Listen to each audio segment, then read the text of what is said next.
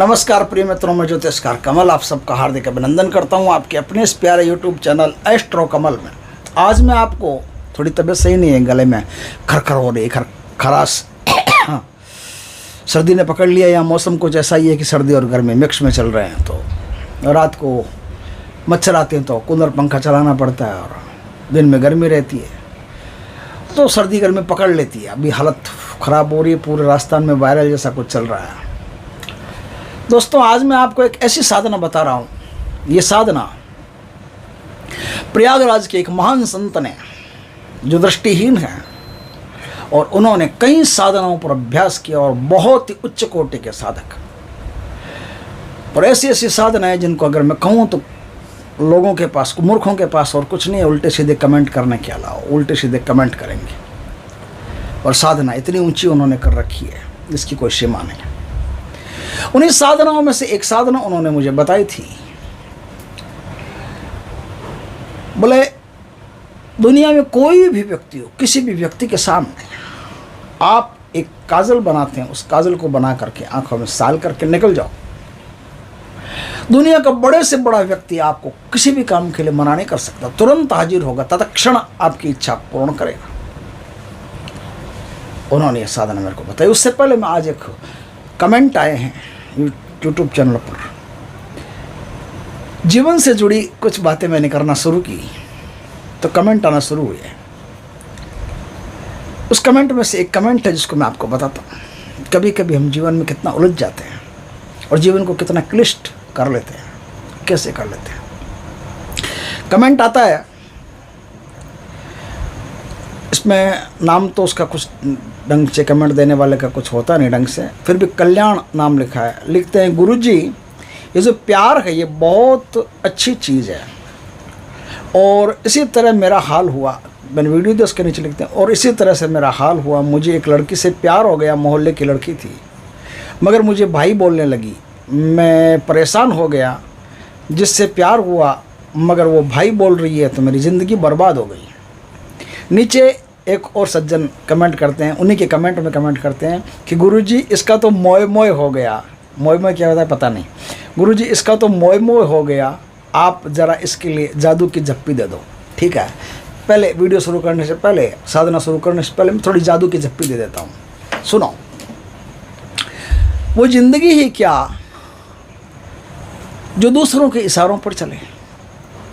कोई लड़की आपकी ज़िंदगी में आई ही नहीं, अभी तो दूर ही है, मैं आ गई हो तो भी कहता हूँ, कोई लड़की आपकी ज़िंदगी में आई और चली गई, चाहे वो 6 महीने में चली गई, चाहे वो साल भर में चली गई, और चली गई तो आपकी ज़िंदगी तबाह हो गई, वीरान हो गई, उजाड़ हो गई, बर्बाद हो गई। एक मशहूर शायर अपने कथन में लिखते हैं कि जब वो बिछुड़ने लगी तो मेरे तमाम ऐब याद करा गई। जब वो बिछड़ने लगी तो तमाम ऐब याद करा गई। मैं सोचता हूँ जब वो मिली थी तो मुझ में कौन सा हुनर रहा होगा। आपने किसी लड़की से यदि प्यार कर लिया है, हो गया है प्यार आपको, और वो लड़की आपको छोड़ करके निकल गई, भाई बोल देती है, बापू बोल देती है, अब्बाजान बोल देती है, कुछ भी बोल देती है, और आप एकदम तड़प जाते हो, तो ये समझो कि आप अपनी ज़िंदगी के मालिक नहीं हो। आपकी ज़िंदगी दूसरों के इशारों पर चल रही है। आपकी ज़िंदगी का ओरिजिनल स्विच बोर्ड दूसरों के हाथ में, और स्विच बोर्ड जब दूसरों के हाथ में, तब अंधेरे उजाले आपके कहने से नहीं आएंगे, दूसरों के कहने से आएंगे। वो जैसे अंधेरे का बटन दबाएंगे तो ज़िंदगी अंधेरा हो जाएगी, उजाले का बटन दबाएंगे ज़िंदगी उजाला हो जाएगी। स्विच बोर्ड अपने हाथ में रखिए, अपने मालिक खुद बनिए। दुख आए तो मेरी मर्जी से आए, सुख आए तो मेरी मर्जी से आए, और मेरी मर्जी से आए का मतलब उसे स्वीकार करूँगा तो ना। यदि मैं दुख को स्वीकार करना जानता हूँ तो सुख आने के लिए प्रतीक्षा करने लगता है। कि जो आदमी दुख को समझना शुरू कर देता है, सुख उसे समझना शुरू कर देता है। ज़िंदगी को इतना सस्ता मत बनाइए कि दूसरों के हाथों में आप अपनी जान दे दें। जैसे राक्षस की जान एक तोते में होती है ना, वो कहते हैं ना, तोते में राक्षस की जान होती है, ऐसे कहानियाँ आती है ना। आपने भी अपनी जान दूसरों के हाथ में दे रखी है। नहीं, ऐसा मत कीजिए। धन हो, दौलत हो, ऐश्वर्य हो, रूप हो, श्रृंगार हो, नारी हो, चाहे कोई भी हो, जब कोई अन्य व्यक्ति आपकी ज़िंदगी का स्वामी बनना शुरू हो जाता है तो समझ लो आप अपनी ज़िंदगी के मालिक थे ही नहीं। ज़िंदगी दूसरों के इशारों पर चल रही थी, और जो दूसरों के इशारों पर जीता है उसे दुख पाना पड़ता है। ज़रा सोचिए तो सही, उसके आने से पहले आप सुखी थे, वो आ गई, अभी तक तो कोई बात भी नहीं हुई, आपने उसने आपको भाई बोल दिया है, इतना बोला ही है बस, और इतने में आप दुखी हो गए। विचार कीजिए, एक समय था जब आप सुखी थे, आई तो क्या हो गया, हटा दीजिए रास्ते से, फिर से सुखी हो जाइए। सुखी होना आपके हाथ में है, दुखी होना आपके हाथ में है। दुख में मज़ा आता है, इसलिए आदमी जल्दी दुखी हो जाता है। सुख में ज़्यादा मज़ा नहीं आता, सुख थोड़ी देर की तृष्णा रहती है, थोड़ी देर में सुख खत्म हो जाता है। आप चाहे कितनी बड़ी गाड़ी ले आओ, 25 लाख की 50 लाख की गाड़ी ले आओ, 5 करोड़ का बंगला बना लो, महीना 2 महीना 3 महीना तक तो कुछ खुजली रहेगी, उसके बाद में खुजली ख़त्म हो जाएगी, शांत हो जाएगा सब कुछ।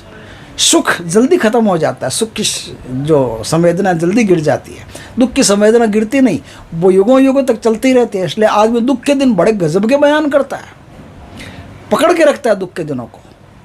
सुख के दिन भूल जाता है, दुख के दिन कभी नहीं भूलता, क्योंकि दुख के दिनों पर अंकुश करके रखता है। ये बातें लंबी हो जाएगी, इसलिए मैं कहता हूँ कि ज़्यादा चिंता की बात नहीं है। आप खुद संभलो, खुद के मालिक बनो, सब पता चल जाएगा कि कोई आपको दुखी नहीं कर सकता। आपको दुखी आप स्वयं ही कर सकते हैं। आप स्वयं के अलावा आपका निर्णायक और कोई दूसरा हो ही नहीं सकता। और जब निर्णायक दूसरा कोई हो जाए तो समझ लेना कि इस मकान में मकान मालिक रहता ही नहीं है, दूसरे रहते हैं। दोस्तों, आज मैं जो साधना बता रहा हूँ, ये साधना प्रयागराज के एक महान संत ने बताई है, जो दोनों नेत्रों से नेत्रहीन हैं। उसके बावजूद भी उनमें ऐसी प्रतिभा है कि उन्होंने बहुत सारी शक्तिशाली साधनाओं को कर करके ज़िंदगी को लोहा मनवाया अपना। उस साधना में एक साधना है दोस्तों, जो साधना है शिफली काजल बनाने की साधना। शिफली काजल बनाने की साधना ऐसी साधना है कि उस काजल को यदि आपने निर्मित कर लिया, बना लिया, तो उस काजल को बना करके जिस व्यक्ति के सामने जाएंगे, चाहे वो बड़े से बड़ा आदमी हो, बड़े से बड़ा ओहदेदार हो, वो तुरंत आपके सामने झुक जाएगा। और जो आप कहोगे वो उसको तत्काल मानना पड़ेगा, उसके पास और कोई विकल्प बचेगा ही नहीं। दोस्तों, इस साधना को किया कैसे जाएगा, तो सुनिए। बृहस्पतिवार के दिन, गुरुवार के दिन, जुम्मेरात के दिन, जब कोई आदमी मरता है, मुसलमान, क्योंकि दफन तो मुसलमान को किया जाता है, मुसलमान मरता है, उसी दिन उसको दफन किया जाता है। जिस दिन उसको दफन किया जाता है, बड़ी खतरनाक साधना है, क्योंकि ये जो कब्रिस्तान में रहने वाले लोग हैं, उनसे सिस्टम बिठाए बिना, उनसे साठ गांठ किए बिना ये साधना हो नहीं सकती, क्योंकि ऐसे कब्र को हाथ लगाने से मुसलमान मार देते हैं। और सरकार भी, जब तक डीएम की परमिशन नहीं हो तब तक उस कब्र को छेड़ा नहीं जा सकता। कोई नहीं, कोई माइक वाला उस कब्र को छेड़ नहीं सकता। कब्र को खोदना बहुत बड़ा जुर्म भी है। अब क्या चोरी छिपे काम होते हैं जो बताइए साधना। मैं नहीं कहता हूँ कि साधना को आपको करना है, ऐसी साधना होती है, भारत में होती थी, होती है। सिर्फ ये जानकारी दे रहा हूँ, मैं किसी को साधना करवा नहीं रहा हूँ, ध्यान रखना। आगे क्या, आगे बृहस्पतिवार के दिन, उसी दिन उसे दफनाया जाए, उसी दिन वो मरे। उस व्यक्ति की कब्र पर रात को जाना है आपको 12 बजे बिल्कुल संपूर्ण नग्नावस्था में। तेल का एक दिया ले जाना है, या दिया ले जाना, तेल वहाँ जाकर डाल लेना, रुई की बत्ती हो। उस मुर्दे की कब्र से उसका बाएं पैर का तलवा बाहर निकालना है। बाहर तो निकला हुआ है, मगर पैर का तलवा जो होता है, उस तलवे को साफ करके थोड़ा सा कपड़े से अच्छी तरह से ऐसी व्यवस्था करना कि उस पैर के तलवे के नीचे आप दीपक जला दो, और दीपक से वो जले नहीं, सिर्फ दीपक का जो धुआं हो, कालिक हो, वो उस पे उसके पैर के ऊपर बन जाए। उसको बाद में झाड़ करके सही करके वो सारा काजल आपको लेके आना है, सारा काजल आपको लेके आना है। उसके बाद में फिर उस काजल को सालते ही जिसके सामने जाओगे उसको आपका कहा मानना पड़ेगा, चाहे वो स्त्री हो, पुरुष हो, बड़े से बड़ा गवर्नमेंट ऑफिसर हो, कोई भी हो, तत्काल उस आदमी की आज्ञा मानेगा। वहां उस कब्र के पास नग्नावस्था में बैठ करके आपको 4 अलग अलग प्रकार के मंत्र हैं, उन 4 अलग अलग प्रकार के मंत्रों का जाप करना है। 21 बार बिस्मिल्लाह शरीफ पढ़ें, 21 बार अल्लाह खुशमद पढ़ें। उसके बाद मूल मंत्र का जाप करें। मूल मंत्र का जाप आप 1100 बार कर लें। मूल मंत्र है ला इलाहा इल्लल्लाह अंता सुभानिका इन्नी कुन्तु बिन, ये मूल मंत्र है।